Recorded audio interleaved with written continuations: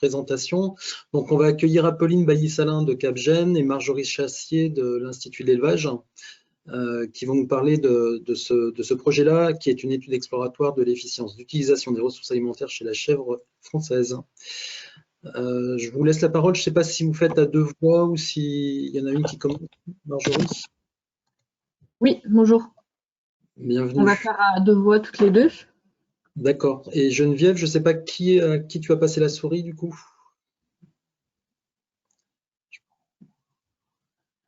J'ai l'impression que c'est Apolline qui l'a. C'est moi qui l'ai. Attendez. Non. Ah, si. Il y a un petit décalage entre moi. Ok.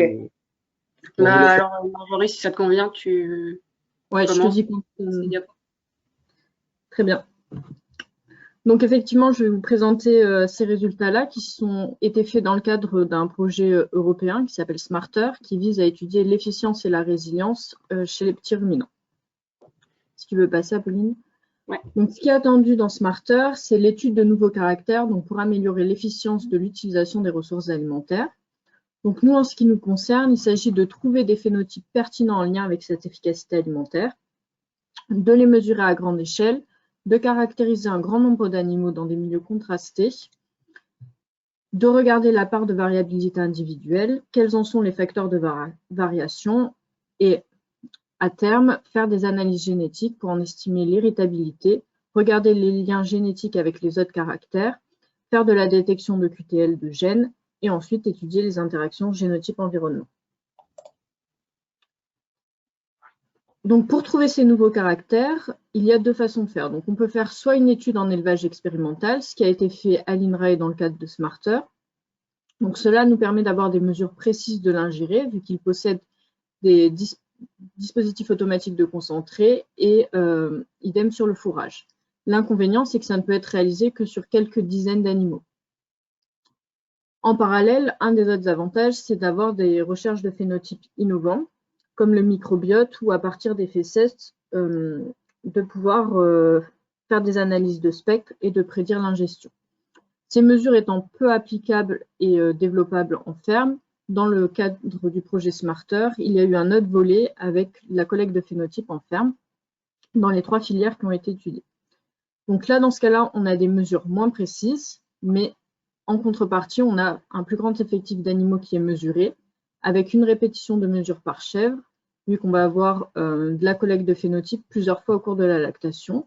Les deux races seront étudiées, alpine et saanen, alors qu'à Bourges, on n'a que l'alpine. Ensuite, notre collecte sera faite dans une diversité d'environnements, vu qu'on a plusieurs élevages collectés avec des systèmes alimentaires différents. Et dans ce cas-là, on est également sur des mesures qui sont faites sur des animaux en production. Donc, j'enchaîne avec le protocole qui a été mis en place pour collecter des données en ferme, comme Marjorie vient d'en parler, pour répondre aux objectifs du programme. On va voir comment ont été choisis les élevages et quelles actions ont été mises en place dans ces élevages. Donc, les critères de choix des éleveurs, Marjorie en a un peu parlé, il fallait qu'on ait un grand nombre d'animaux. Donc, l'objectif, c'était de suivre 2000 chèvres sur 2 campagnes. Donc, c'était 2020 et 2021, et d'avoir une proportion d'alpine saanen à peu près équivalente, de voir une certaine diversité de systèmes d'élevage. Et donc, spécifiquement pour identifier ces élevages, ceux qui ont été choisis, c'était des élevages adhérents Capgène, où on avait une bonne connaissance avec le contrôle laitier des performances, une bonne connaissance également, vu qu'on s'intéresse à la génétique, des généalogies, donc beaucoup de parenté connue dans ces élevages, de l'IA, etc. Et il fallait aussi, puisqu'on travaille sur l'efficacité alimentaire, avoir une bonne connaissance de l'ingéré individuel. Donc, dans une ferme qui n'est pas expérimentale, une bonne connaissance de l'ingéré individuel, c'est connaître au niveau individuel la distribution de concentré et d'avoir des lots ensuite pour le fourrage qui soient assez homogènes pour qu'on puisse estimer pour chaque chair du lot l'alimentation moyenne en quelque sorte. Et donc, il fallait pouvoir mettre en place un dispositif de pesée des distribués et des refus. Donc ça a permis de suivre en tout 15 élevages, donc 12 sur les 2 ans et 3 qui ont été suivis que sur une seule campagne. Donc il y avait une base d'élevage dans les Deux-Sèvres, mais on a aussi des élevages situés un peu partout dans les régions caprines françaises. L'équilibre des races a été à peu près respecté et on avait des systèmes livreurs, des systèmes fromagers. Et dans le tout, un élevage qui était en bio. Donc la collecte qui s'est faite sur 2 ans, en quoi ça consistait?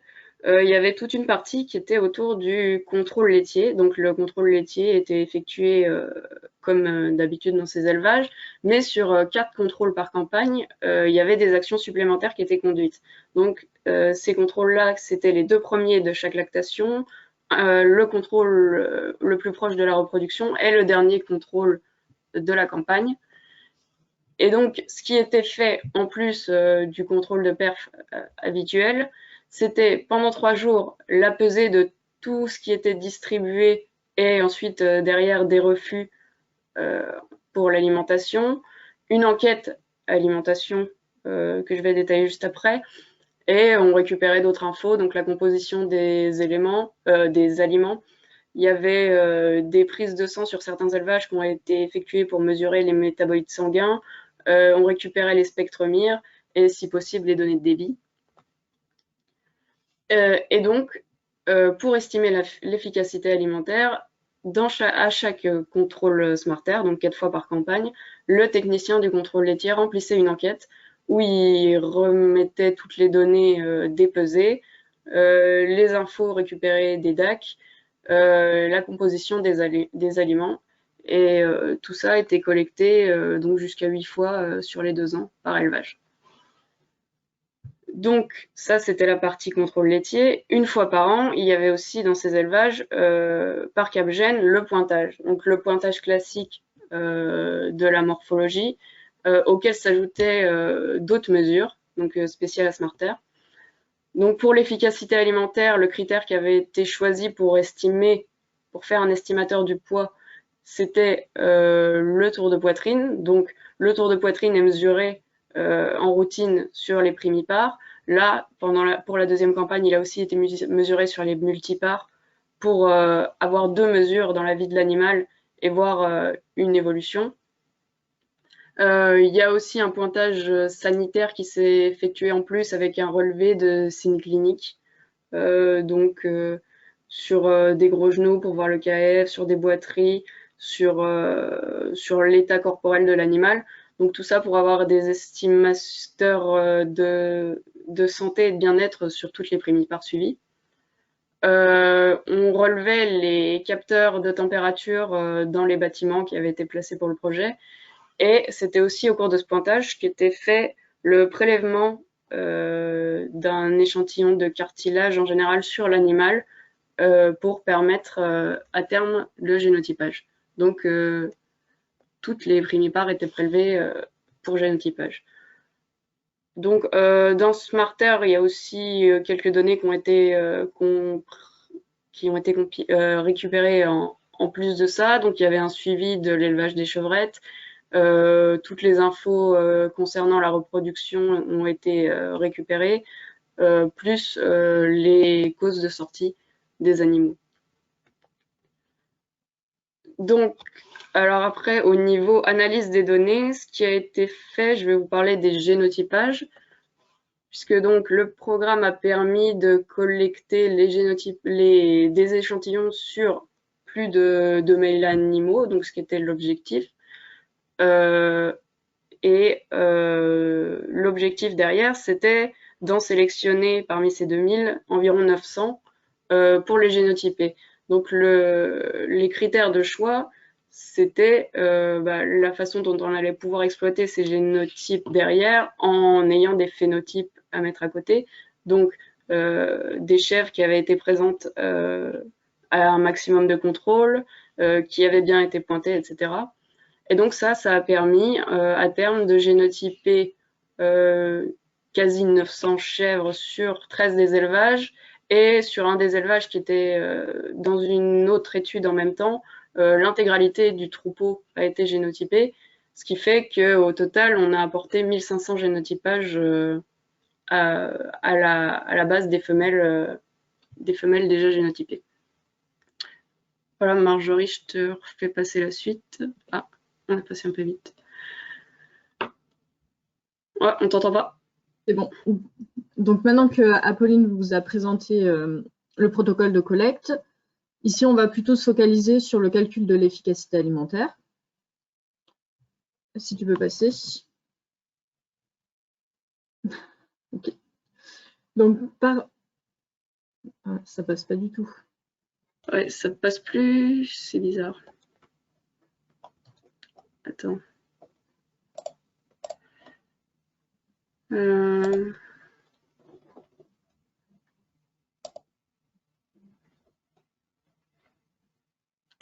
Essaye de passer, toi. Ça, c'est bon, c'est passé. Bon. Donc, par définition, l'efficacité alimentaire, c'est la différence entre l'ingéré, donc en kilogrammes de matière sèche ou en UFL. Nous, on utilisera plutôt les UFL vu qu'on est sur des environnements différents avec des rations différentes, pas dans un environnement plutôt cadré comme en unité expérimentale. Et on s'intéressera également au concentré et au fourrage. Donc, c'est l'ingéré moins la consommation prédite en fonction des besoins d'entretien, de production et de mobilisation ou reconstitution des réserves corporelles. Donc, si un animal mange moins que ce qu'il devrait manger, il est jugé efficace. Apolline, si tu peux passer, il y a des animations.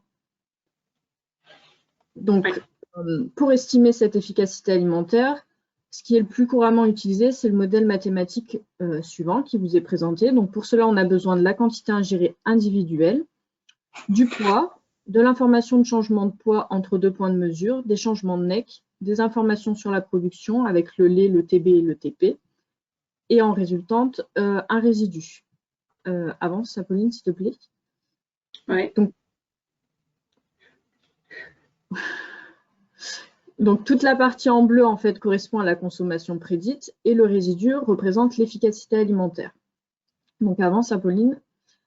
Dans notre cas, à nous, on n'a pas une quantité ingérée individuelle parce que trop compliqué à mesurer en élevage, sauf si on avait des DAC partout, ce qui n'est pas notre cas. Donc, nous, on a des DAC dans quelques élevages, une distribution de concentré en salle de traite, donc ce qui nous permet d'approcher une ingestion individuelle sur le concentré. Mais par contre, le fourrage, on l'a que au lot. Donc, on se rapproche plutôt d'une quantité ingérée au lot, dans notre cas. Avance encore, Apolline, s'il te plaît. Et pour les informations au niveau du poids, comme l'a dit Apolline, on a utilisé un proxy qui est le tour de poitrine qu'on n'a qu'une fois par lactation. Si tu peux avancer encore, Apolline, toutes les animations. Et on n'a pas donc l'information sur les réserves corporelles, puisqu'en chef, c'est assez difficile d'avoir des notes d'état corporel. Avance encore. Donc, pour résumer, nous, notre modèle, il n'est pas aussi rigoureux que ce qu'on retrouve dans la bibliographie, vu que le poids, il est remplacé par le tour de poitrine et on n'a pas ces informations de mobilisation et d'utilisation des réserves, de reconstitution des réserves corporelles. Donc, on approche une efficacité alimentaire qui n'est pas aussi rigoureuse que celle de la bibliographie. La note s'approche plus d'une efficacité alimentaire à l'échelle du lot, sans correction pour les réserves corporelles. Si tu peux avancer à la diapo suivante. Oui, encore. Pour les données, suite à la collecte, on a créé une base de données qui regroupe en fait toutes les informations qui ont été collectées et qui vont nous être utiles pour estimer cette efficience alimentaire. Donc les fichiers d'enquête alimentaire, les données du contrôle laitier avec les généalogies, les données de pointage pour avoir le tour de poitrine et les données de composition de la ration. Donc au total, on avait 27 695 lignes qui correspondent, donc une ligne correspond à un animal contrôle. Donc sachant que l'animal est pointé 4 fois au cours d'une campagne, donc au maximum un élevage qui est engagé sur 2 campagnes, un animal qui est présent sur les 2 campagnes aura environ aura au maximum 8 contrôles, donc pour un animal, on peut avoir jusqu'à 8 lignes. Donc au total, on avait pour ce nombre d'animal contrôle ça représentait 6056 chèvres avec en moyenne 4,6 contrôles en moyenne par chèvre. Sachant que lors de cette analyse, on n'avait pas encore toutes les données qui avaient été remontées vu que la collecte s'est terminée en ce début d'année. Je peux passer à la suivante.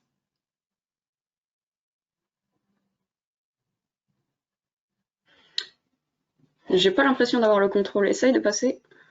Non, c'est pas, voilà.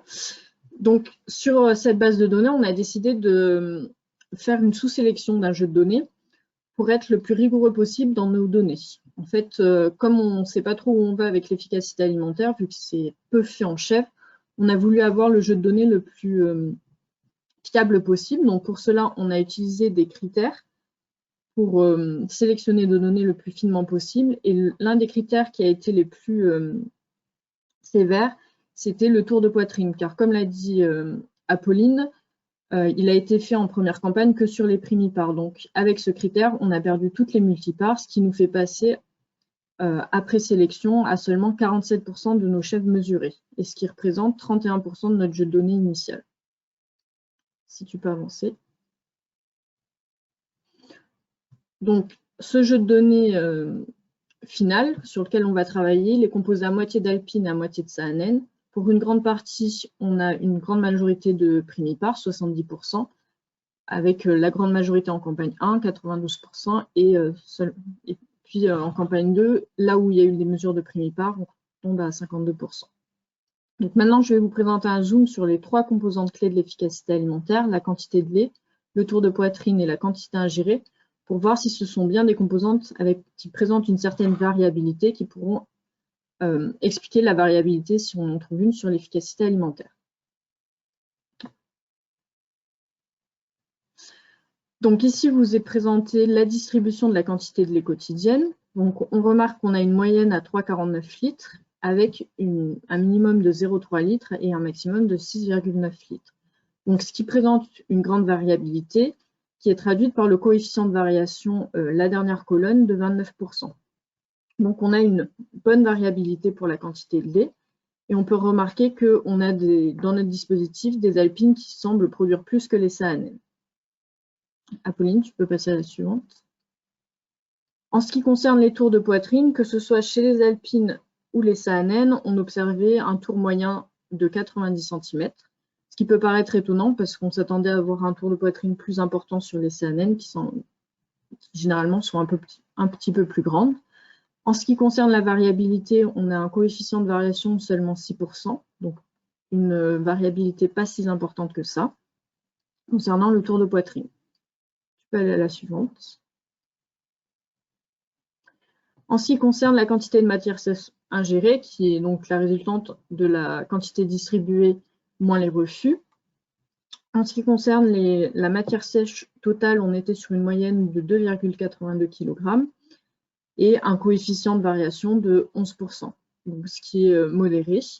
Et comme je l'ai dit, nous, on va plutôt se concentrer sur les UFL. Et donc là, on voit qu'on a pareil une variabilité de 12%, ce qui est ce qui nous convient, nous, pour notre variabilité. Si tu peux avancer, Apolline, parce qu'il y avait 2 animations. Hop. Et donc là, on voit que pour les UFL, on a une répartition similaire, que ce soit pour les alpines ou les saanen, on est à 2,59 et 2,69. Si tu peux avancer. Donc maintenant, les résultats, est-ce que l'efficacité alimentaire présente une variabilité? Donc ici, vous avez la courbe de la distribution. Donc à savoir que par définition, l'efficacité alimentaire qui est traduite par le résidu de notre modèle est par définition égale à 0. Donc les animaux qui sont en dessous de 0, ce sont nos animaux efficients, donc qui ingèrent moins que leurs besoins, et ceux qui sont au-dessus de 0, ce sont des animaux inefficients, donc qui ingèrent plus que leurs besoins. Pour les 2 races, on observe un coefficient de variation de 11 à 10%, ce qui est assez élevé par rapport à la bibliographie, qui, elle, trouve plutôt des coefficients de variation de 6 à 9%. Et on remarque également que les primipares sont plus efficaces que les multipares, avec des valeurs négatives, contrairement aux multipares, et des valeurs positives. La diapo suivante.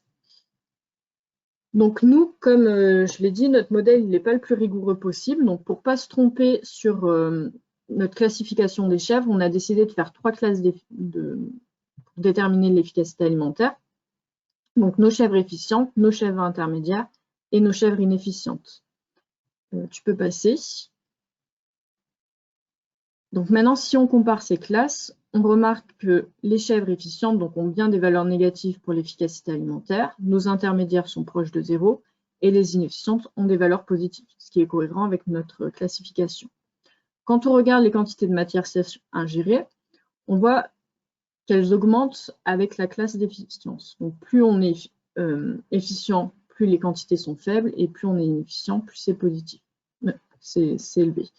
On a un différentiel de 560 grammes entre les chèvres efficientes et inefficientes. Et en ce qui concerne l'énergie ingérée, on a également un différentiel de 0,660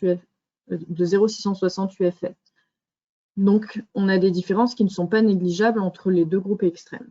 En ce qui concerne la quantité de lait et le tour de poitrine, les différences entre groupes n'étaient pas significatives. Tu peux changer. Ensuite, on a estimé les paramètres génétiques sur l'efficience alimentaire uniquement pour les primipares et on observe une héritabilité à 0,18 en alpine et 0,20 en saanène. Donc, c'est par rapport au REI, le résidu. Donc, ces héritabilités, elles sont un peu plus faibles que ce qui a été observé dans la bibliographie, qui était à 0,25 sur une étude écossaise en caprin sur une race mixte saanène alpine Toggenburg. Ce protocole Smarter en ferme, il a également été réalisé chez les ovins laits et eux ont trouvé une héritabilité un peu plus faible à la nôtre, autour de 0,12. Tu peux passer à la suivante. Donc pour conclure, Smarter nous a permis d'accéder à une grosse base de données avec une certaine diversité de systèmes d'élevage. Comme je l'ai dit, la collecte s'est terminée en ce début d'année. On a une dernière extraction qui est en cours qui va nous permettre d'avoir accès à notre base de données finale. On a pu caractériser l'efficience alimentaire, observer une certaine variabilité individuelle. Donc, ce calcul de l'efficience alimentaire sera à remettre à jour avec la base de données finale. Les analyses génétiques comme l'héritabilité seront également réévaluées, puis suivra l'estimation des corrélations génétiques avec les autres caractères en production, la détection de QTL, donc comme a pu être montré sur la paratuberculose par Virginie, regarder les interactions génotype-environnement. En parallèle de cette étude, il y a une fiche éleveur qui est en cours de finalisation qui va permettre à chaque éleveur engagé de présenter une restitution des principaux résultats à l'échelle de son élevage et en comparaison avec les autres élevages de la même race engagés dans Smarter. Et il reste encore à valoriser tous les autres phénotypes qui ont été collectés dans ce programme-là, notamment les données de pointage santé-bien-être, les mesures de BHB, la reproduction et tout ce qui est questionnaire chevrette, etc. Tu peux avancer. Je vous remercie de votre attention. Si vous avez des questions à nous poser, à Apolline et moi. Merci beaucoup pour votre présentation qui est très intéressante. Je ne vois pas de questions écrites pour l'instant, a priori.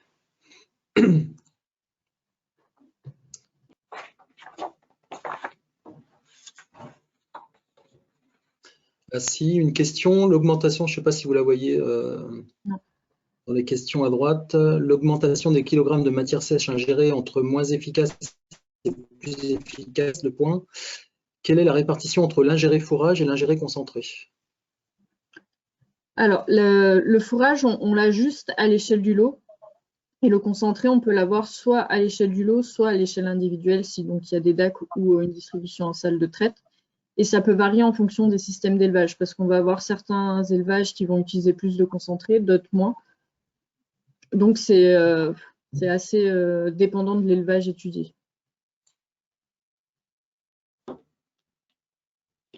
Merci.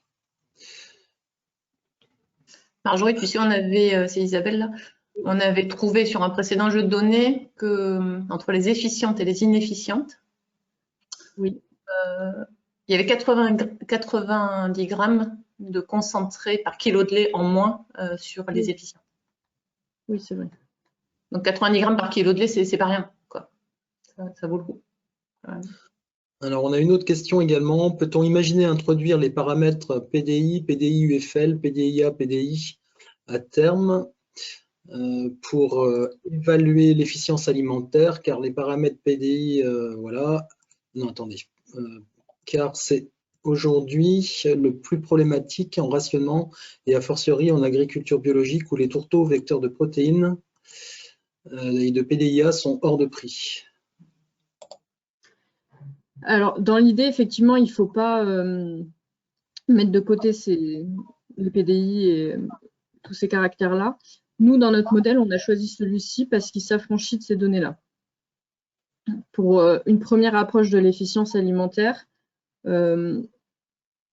c'est pas qu'on a voulu aller au plus simple, mais on a voulu utiliser un modèle qui nous affranchissait de cela. Mais effectivement, c'est à regarder le lien entre l'efficience et le PDI, PDE, tout ça sera fait par la suite. Et a déjà été un peu regardé, mais là en tête, j'ai plus les résultats. Il faut voir aussi que ce qui joue sur l'efficacité alimentaire, c'est l'aptitude à mobiliser ou à stocker des réserves. C'est ça qui fait la différence sur des animaux efficients ou inefficients en grande partie. Et la mobilisation et la dynamique des réserves corporelles, c'est surtout sur le gras. Et surtout, donc c'est pour ça qu'on s'est plutôt approché sur les UFL plutôt que. Mais les protéines, on va les regarder, ça c'est sûr, comme a dit Marjorie. Ok, moi j'avais une question, là vous parliez de la comparaison avec l'héritabilité chez les ovins. Globalement, entre espèces, justement, ce que vous voyez sur ces indicateurs entre les ovins et les bovins, il y a des différences ou pas globalement? Oui, on observe des différences. Après, sachant que dans la bibliographie, le calcul de l'efficacité alimentaire n'est pas toujours le même. Parfois, certains utilisent, donc, comme nous, le résidu. Donc, il peut être soit sur l'énergie ou alors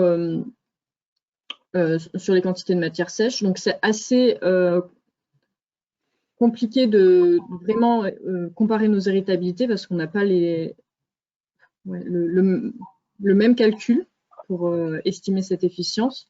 Mais globalement, on est sur des héritabilités moyennes autour de 0,10, 0,20. 0,25, 0,30. Voir un petit peu plus là du coup sur les caprins, est-ce qu'on voyait? Oui, voilà, c'est ça. Ok, bah, merci beaucoup en tous les cas pour votre